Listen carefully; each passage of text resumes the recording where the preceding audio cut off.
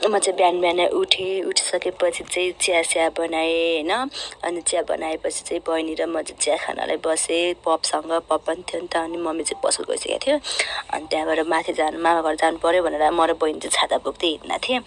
सुई हिँड्यो। बहिनी चाहिँ त्यहाँ के भन्छ अरे त्यो बारीमा के छ भनेर केही पनि छैन रहेछ। अनि त्यसपछि मामा घर पुगिसकेपछि चाहिँ मजाको भ्यू देखिरहेको थियो। कस्तो राम्रो थियो है भ्यू चाहिँ। अनि त्यही भएर हजुरलाई देखाएँ मैले। अनि त्यहाँबाट फुलबारीको बाटोबाट चाहिँ हामी चाहिँ फेरि अर्को मामा घरतर्फ लाग्यो। बहिनी चाहिँ छाता ओढ्दै हिँडिरहेको थियो।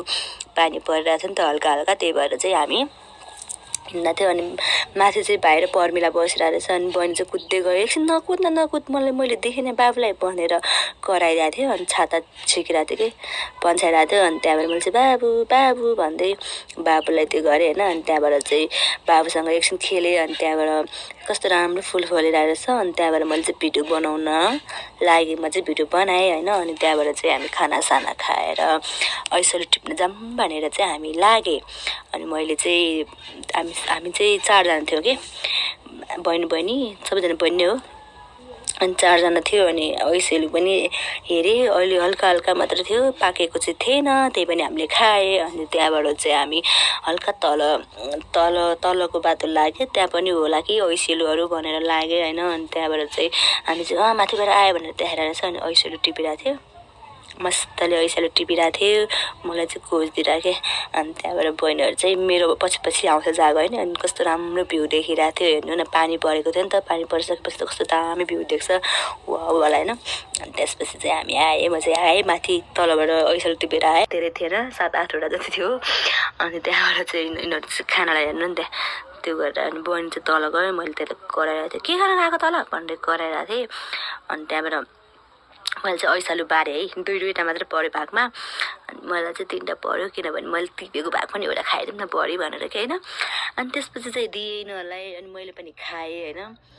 अनि 2टा खाइसकेपछि चाहिँ एउटा चाहिँ ऐसेलु कस्तो कुहिएको टाइपको हुन्छ नि फोहोर थियो कि माटोमा। अनि त्यो भएर चाहिँ फोहोर थियो। अनि हामी चाहिँ फेरि तल बाटो गयो जङ्गलको बाटो गयो। अनि चाहिँ मैले बहिनीहरूलाई सोधेँ कहाँ जानु लाग्यो हामी कहाँ जानु लाग्यो भनेर सोधिसकेपछि चाहिँ गरी भन्छ खालि होइन। अनि हामी चाहिँ गरी जानु लाग्यो नि त। अनि गरी चाहिँ किम्बु पाउँछ नि त्यस्तो। अनि त्यही भएर चाहिँ हामी जङ्गलको बाटो गयो जाँदैछौँ भनौँ न फाइनली। फाइनली हामी चाहिँ गरी पुगेर पनि हामीले टपरी बुनेर पनि टपरीमा किम्बु हालिसकेको छौँ है हेर्न सक्नुहुन्छ हजुरहरूले। अनि त्यहाँबाट चाहिँ 2टा किम्बुको बोट रहेछ भनेर हजुरलाई देखाएँ मैले है। अनि त्यहाँबाट चाहिँ अनि हामी चाहिँ घर जानु लाग्थ्यो। बहिनीहरूले चाहिँ धेरै ल्याङ गरिरहेको थियो क्या फेरि टिप्नु गइरहेको थियो कि। अनि त्यसपछि चाहिँ हामी फेरि घर आइसकेपछि घरको नजिकै पनि एउटा किम्बुको बोट थियो। अनि त्यहाँ पनि हामीले टिपेँ। म चाहिँ अङ्कुशी लिएर तान्दै दिदी बहिनीहरू चाहिँ किम्बु टिप्दै थियो है।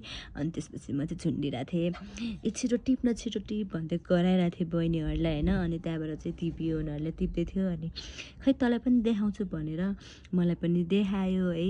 अनि मेरो हालत हेर्न सक्नुहुन्छ हजुरहरूले मेरो हालत कस्तो छ। एउटा प्लास्टिक बोक्दै ऐसेलु के अरे भन्छ अरे ऐसेलु मात्रै भन्न आउँछ कि खालि किम्बु हुन्छ नि।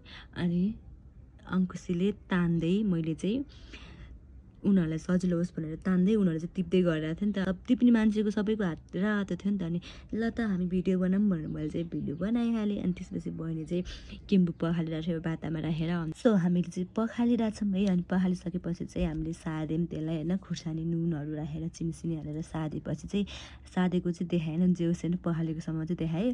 अनि भिडियो चाहिँ के कस्तो लाग्यो आजको लागि चाहिँ यति नै हस् त बाई।